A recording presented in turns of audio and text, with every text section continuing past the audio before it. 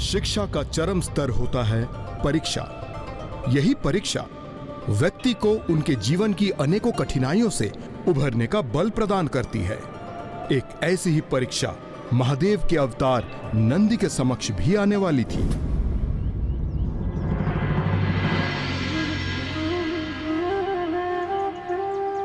मैं तुम्हें आशीष देता हूं पुत्र। आज जो तुमने ज्ञान अर्जित किया है वो तुम्हें तुम्हारे जीवन की प्रत्येक परीक्षा के लिए तुम्हें सफलता दिलाएगा और तुम्हें तुम्हारे लक्ष्य अर्थात शिव दर्शन में समर्थ बनाएगा।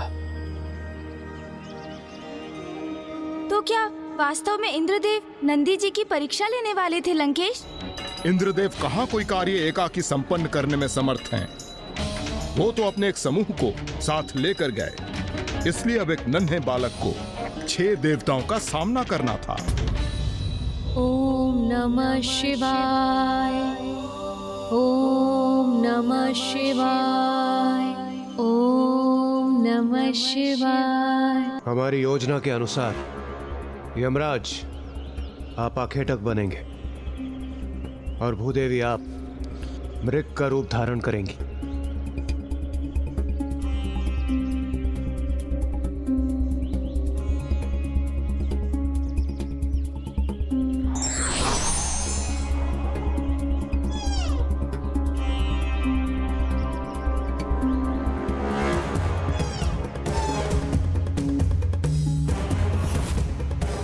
ओम नमः शिवाय, ओम नमः शिवाय।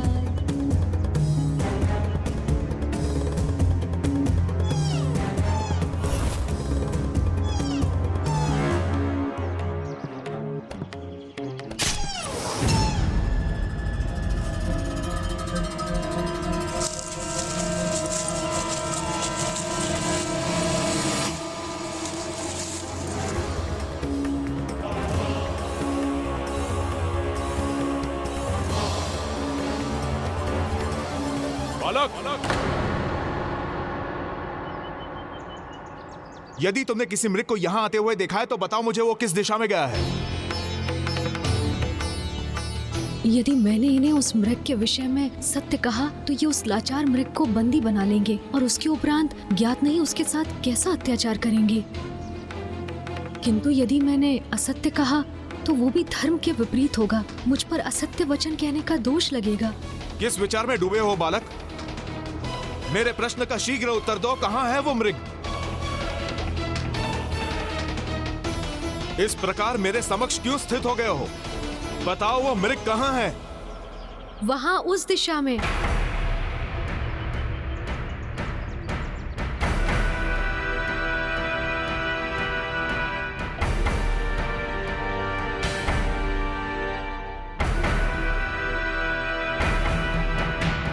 मैंने जैसे सोचा था बालक नंदी ने बिल्कुल वैसे ही किया। उसने यमराज से असत्य कहा।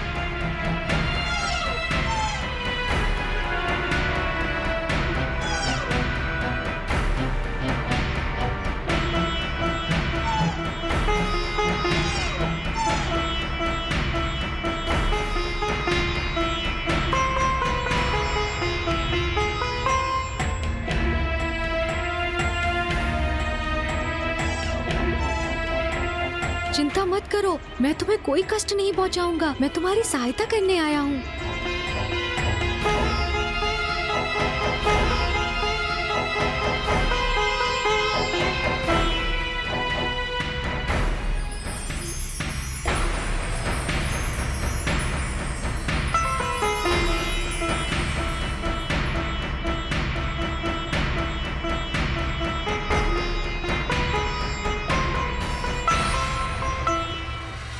तो तुमने असत्य कहा मुझसे।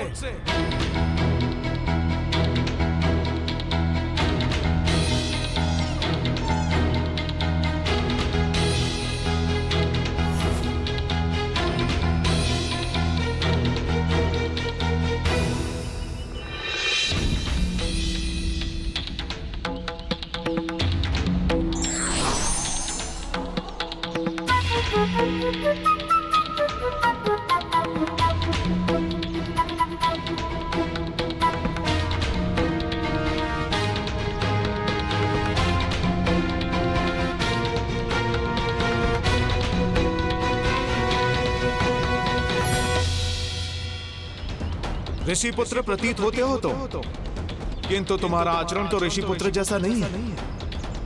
अपनी जिह्वा पे असत्य धारण करते हो तुम।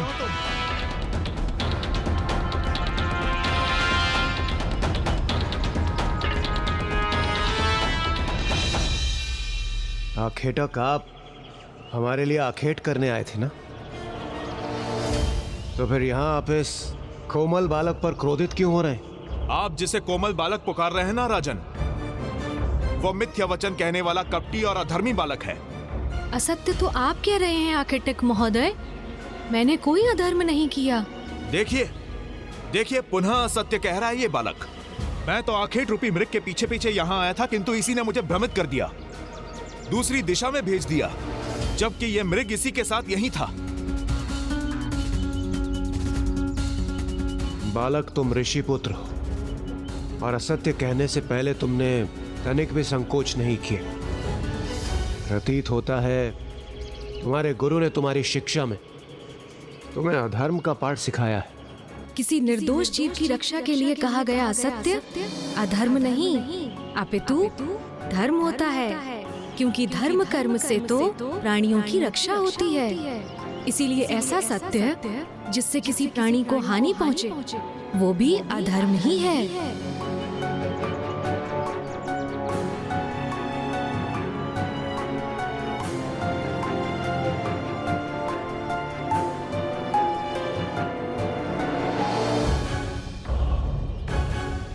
धर्म कर्म का प्रवचन दे रहे हो, स्वयं को क्या बहुत बड़ा ज्ञानी मानते हो तुम? मैं जो भी हूँ राजन, किंतु मैं आपके समक्ष प्रस्तुत हूँ। आप मुझसे पूछिए कि आप क्या प्रश्न करना चाहते हैं। यदि मैंने उचित उत्तर दिया तो आप में से कोई भी इस मृग को हानि नहीं पहुंचाएगा। इतना दम्भ है तुम्हें अपने ज्ञान पर? उचित है, मुझे तुम्हारी चुनौती स्वीकार है। मुझे मात्र 33 कोटि देवताओं के नाम ही बता दो।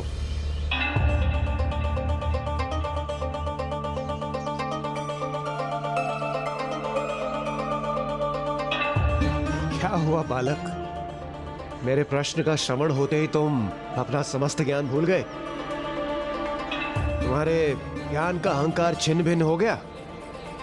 संस्कृत भाषा में कोटि शब्द के 2 अर्थ होते हैं। प्रथम करोड़, जो एक संख्या को इंगित करता है, और अधिकांश मनुष्यों को इस शब्द का यही एक अर्थ ज्ञात है।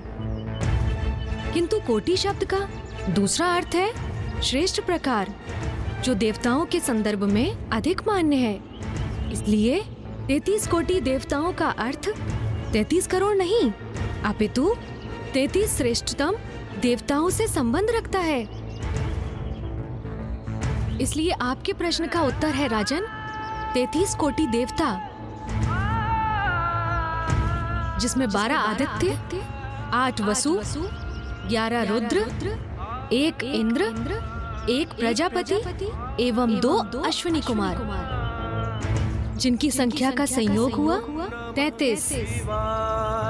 ओम नमः शिवाय, ओम नमः शिवाय, ओम नमः शिवाय, ओम। मात्र संख्या ही ज्ञात है या उनके नामों से भी परिचित हो? 12 आदित्य इस प्रकार हैं: अंशुमान, आर्यमान, इंद्र, त्वष्टा, धातु, पर्जन्य, पूषा, भग, मित्र, वरुण, विवस्वान एवं विष्णु। ओम नमः शिवाय। मैं आपको 11 रुद्र के नाम भी बताता हूँ: शंभु, पिनाकी, गिरीश, स्थानु, भर्ग, भव, सदाशिव, शिव, हर, शर एवं कपाली।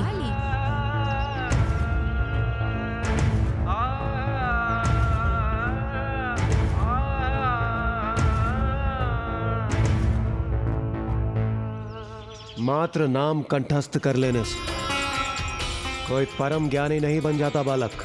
तो फिर आप अपने अन्य प्रश्न भी पूछ लीजिए, जिनका आप उचित उत्तर पाकर संतुष्ट होंगे।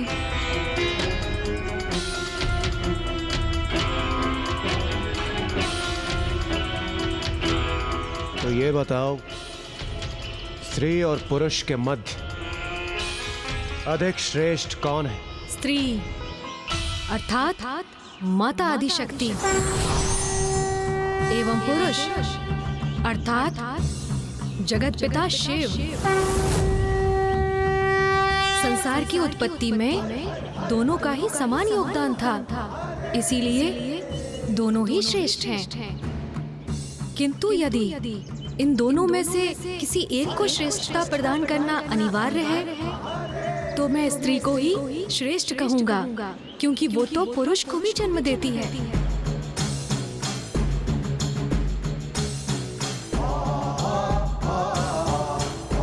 शिशु के रूप में पुरुष को अपने गर्भ में 9 मास धारण करती है, प्रसव की पीड़ा सहती है, इसलिए नारी ही अधिक श्रेष्ठ है।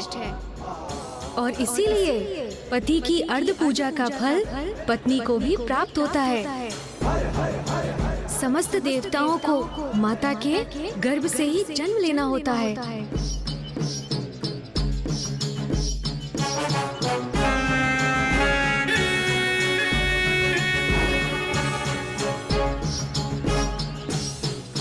मैंने आपके समस्त प्रश्नों का उत्तर दिया, तो फिर आप इस निर्दोष निरीह प्राणी पर आघात करने के लिए क्यों आतुर हो रहे हैं? मेरा आपसे अनुरोध है, इसे कोई हानि ना पहुंचाइए। आखेटक हूं मैं, और आखेट करना मेरा धर्म है। राजन को मृग प्रदान करने का मैंने वचन दिया था, इसलिए हट जाओ मेरे मार्ग से।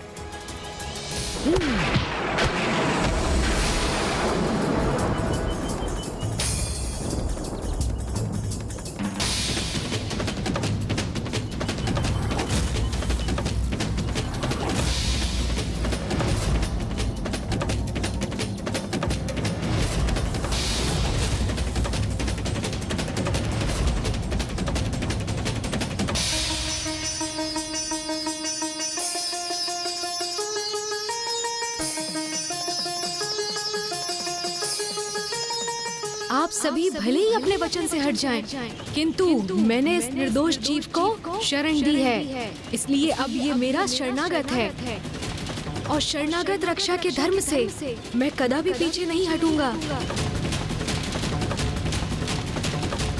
अबोध बालक, हम 5 हैं और तुम मात्र 1, और फिर भी तुम इतना दुस्साहस कर रहे हो।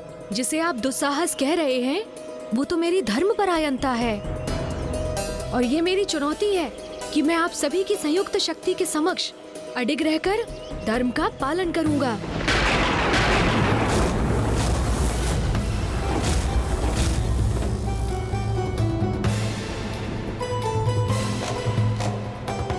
यदि आप सभी ने एक साथ मिलकर मेरे चरण यहाँ से डिगा दिए, तो मैं आपके और इस निर्दोष मृग के मध्य से हट जाऊंगा, अन्यथा आपको ही पीछे हटना होगा।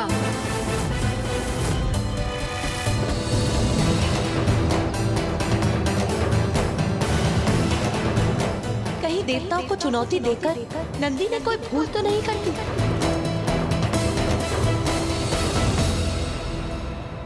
नंदी जी ने उन्हें चुनौती तो दे दी, किंतु उन्हें कहाँ ज्ञात था कि उनके समक्ष कोई साधारण राजा, आखेटक एवं सैनिक नहीं थे, अपितु स्वयं इंद्रदेव, यमराज एवं अन्य शक्तिशाली देवता थे। उनकी संयुक्त शक्ति का सामना कैसे किया नंदी जी ने? ये संघर्ष तो संकट का रूप धारण कर घोर अनिष्ट का कारण बन सकता था, किंतु बालक नंदी के लिए नहीं, अपितु उन देवताओं के लिए।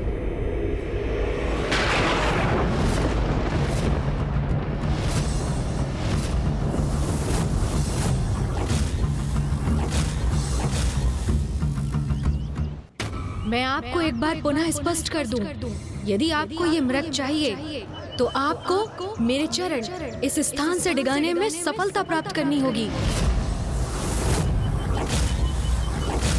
तभी आपको इस मृग को अपने साथ ले जाने की अनुमति होगी, अन्यथा इसे भूलकर लौटना होगा यहाँ से।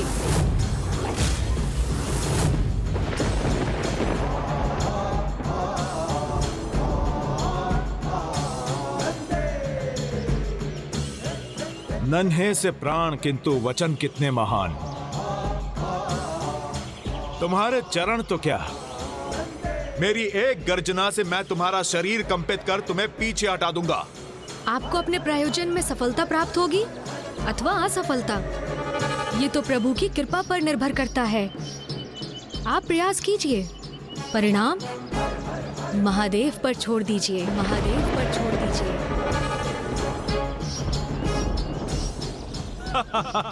मेरे समक्ष तो महायोद्धा भी भयभीत हो जाते हैं।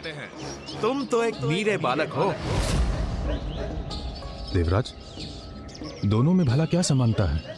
एक छोटा सा बालक कैसे स्थिर रह सकेगा यमराज के समक्ष? साहस अहंकार में नहीं, हृदय में होता है वायुदेव, और ये इस बालक को समझना होगा। मात्र साहस दिखाने से वास्तविकता बदल नहीं जाती। यमराज के समक्ष होकर भी इस बालक को तनिक भी चिंता नहीं है। अद्भुत है नंदी का साहस, किंतु ये साहस कहीं नंदी के लिए संकट ना उत्पन्न कर दे, क्योंकि देवता उसे पराजित करने का पूर्ण प्रयास करेंगे और उनकी संयुक्त शक्ति का सामना करना कहीं नन्हे नंदी के लिए अत्यंत अहितकर न सिद्ध हो जाए।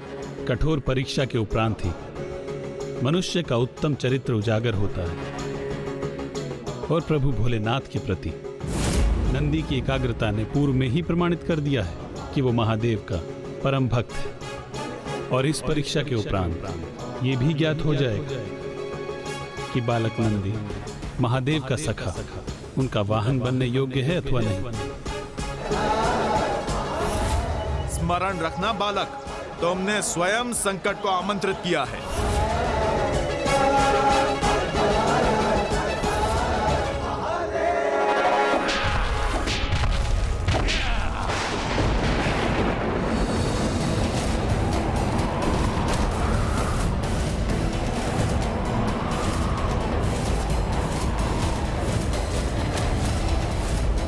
आश्चर्य, मेरी गर्जना से उत्पन्न शक्ति प्रवाह से मैं इस बालक को इसके स्थान से तनिक भी नहीं डिगा सका,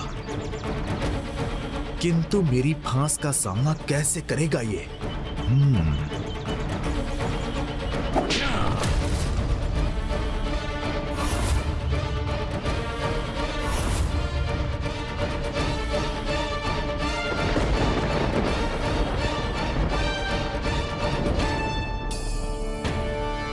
जैसे ही यमराज अपना फांस खींचेंगे, उसी क्षण ये बालक नीचे गिरेगा। यमराज की फांस इसे अवश्य पराजित करेगी। एक निरीह बालक की कितनी कठोर परीक्षा! क्या ये उचित है देवराज? किंतु इसकी कठिन परीक्षा लेने पर ही हमें ये ज्ञात होगा ये महादेव के सखा एवं वाहन बनने योग्य हैं अथवा नहीं।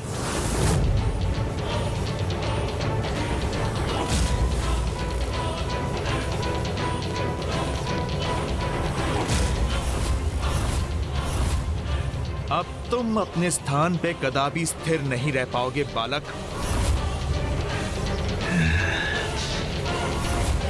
ओम नमः शिवाय, ओम नमः शिवाय, ओम नमः शिवाय,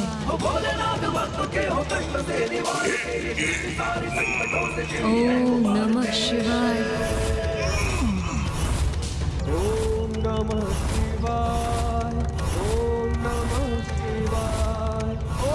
नमः शिवाय। ये कैसे संभव है? ओम नमः शिवाय। यमराज उसे खींचकर उसे गिरा भी नहीं सके, अपनी शक्ति से उसे क्षति भी नहीं पहुंचा सके। वो देवी पार्वती, जगत पिता की लीला अद्भुत है, अनूठी है। उनके अनुसार जो भी होता है उचित होता है, और अभी नंदी की परीक्षा संपन्न नहीं हुई है। ओम नमः शिवाय।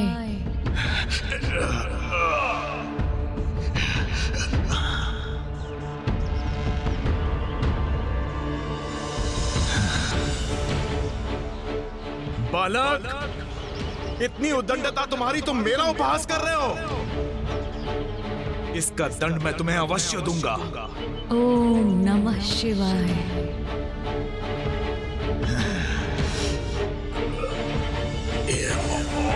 ओम नमः शिवाय। अपने संपूर्ण समर्थ का प्रयोग करूंगा, किंतु तुम्हें अपने स्थान से हटने पर विवश अवश्य करूंगा। ओम नमः शिवाय।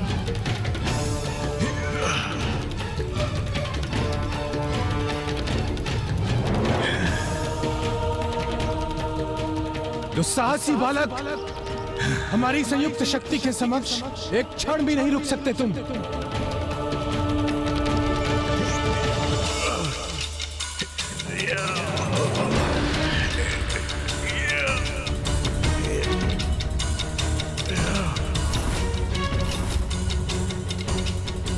महादेव, शिव शंकर शंभु।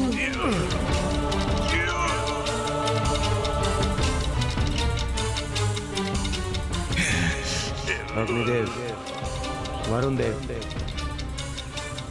अब दोनों के भी आगे बढ़ने का समय आ गया है। नहीं बहन पार्वती, इस परीक्षा को हम तब तक नहीं रोक सकते जब तक बालक नंदी प्रभु का सानिध्य प्राप्त करने हेतु स्वयं को प्रमाणित नहीं कर देता। किंतु लंकेश, देवगण नंदी जी की इतनी कठोर परीक्षा क्यों ले रहे थे? इंद्रदेव अपने स्वभाव से विवश थे और बालक नंदी से उस संघर्ष में वो तो भूल ही गए थे कि वो किसकी परीक्षा लेने आए हैं। सावधान बालक, अब तुम्हारी पराजय निश्चित है। बालक, तुम्हारा हट और अहंकार भंग करेंगे हम।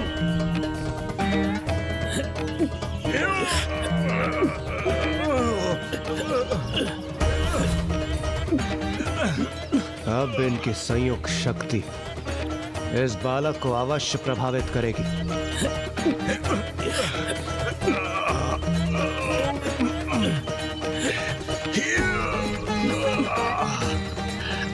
महादेव, शिव शंकर शंभु।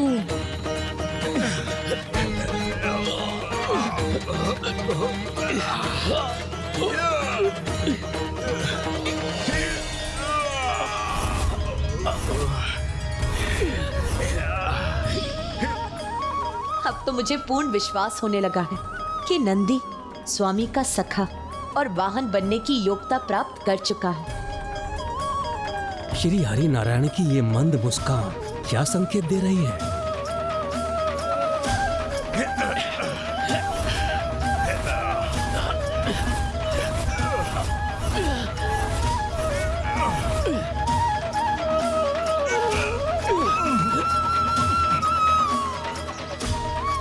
मैंने तो पूर्व में ही कहा था राजन, आप सब एक साथ आकर प्रयास कर सकते हैं। इसीलिए आप भी आकर अपने बल का प्रयोग कर लीजिए राजन। बालक, इतना दंभ तुम्हारा, जो तुम मुझे चुनौती दे रहे हो, तो फिर इसका परिणाम भुगतने के लिए तैयार हो जाओ।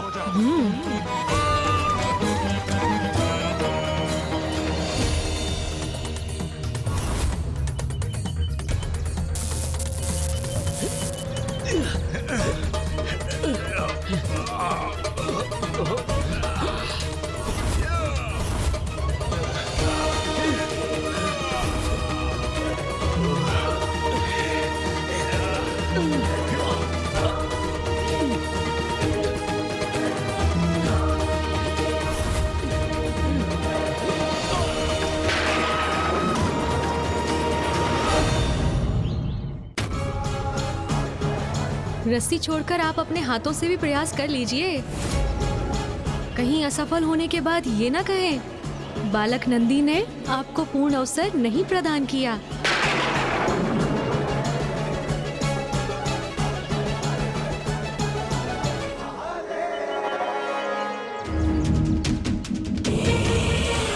यही चाहते हो ना तुम बालक?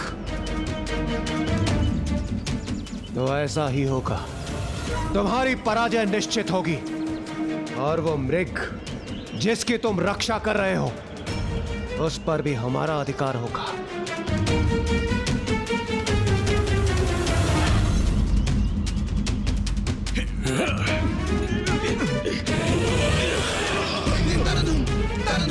देवराज इंद्र भी विफल हो गए इस नन्हे बालक के समक्ष।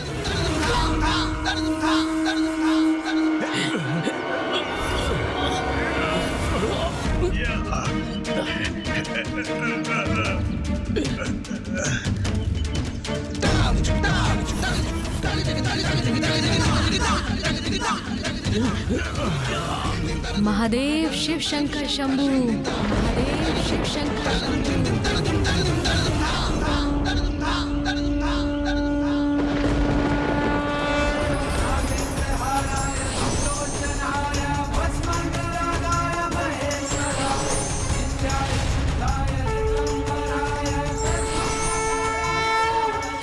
बस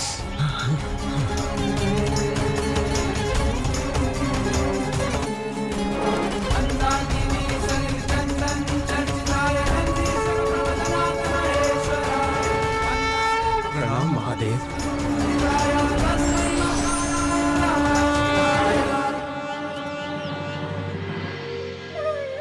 बालक नंदी ने यह प्रमाणित कर दिया कि वो महादेव के कृपा पात्र है और उनका सानिध्य प्राप्त करने के लिए सर्वथा योग्य है। ये तो हम ही हैं जो उनकी परीक्षा लेने के योग्य नहीं है।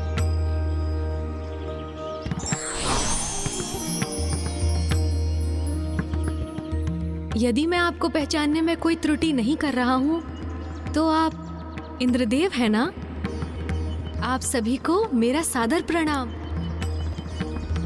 हे अति बलशाली बालक नंदी, आपसे हमें पहचानने में कोई त्रुटि नहीं हुई।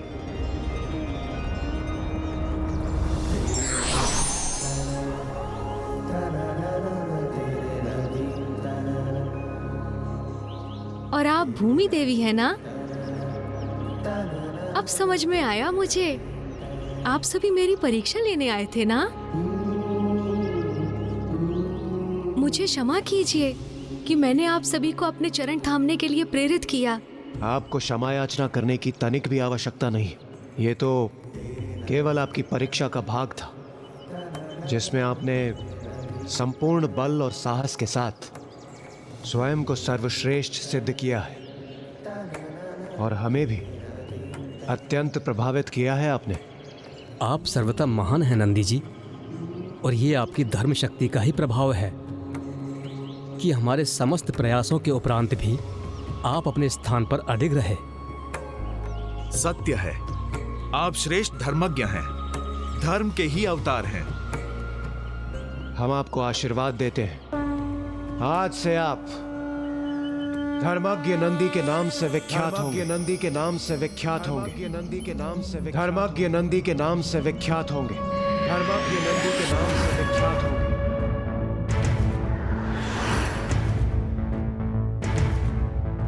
त्रयंबकम सदा शिवम नमामि हे उमापति जय नीलकंठ जय अनंत नमोस्तुते नमोस्तुते। मैं आपका आशीर्वाद स्वीकार करता हूँ देवगण, किंतु मुझे तो एक ही आशीष की आस है कि मैं अपने प्रभु महादेव के दर्शन कर उनसे भेंट कर सकूं। ओम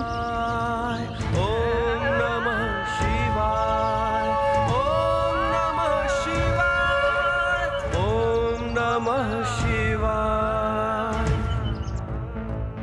भ्राता श्री हरि नारायण, अब मुझे पूर्ण विश्वास हो गया है कि अब नंदी अपनी पूर्ण योग्यता प्राप्त कर चुका है।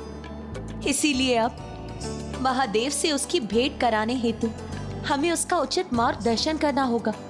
आप उचित कह रही हैं देवी। नंदी ने अपनी प्रथम परीक्षा में अपने ज्ञान का अद्भुत परिचय देकर यह सिद्ध किया है कि वो महादेव से भेंट करने योग्य हो गया है, और अपनी द्वितीय परीक्षा में अपने अपार बल का प्रदर्शन कर यह सिद्ध किया है कि वो महादेव का वाहन बनने योग्य भी है। किंतु अभी ये देखना शेष है कि वो महादेव का सखा बनने योग्य है अथवा नहीं। उसके लिए उसे भोलेनाथ को उनके वैराग्य से बाहर निकालना होगा।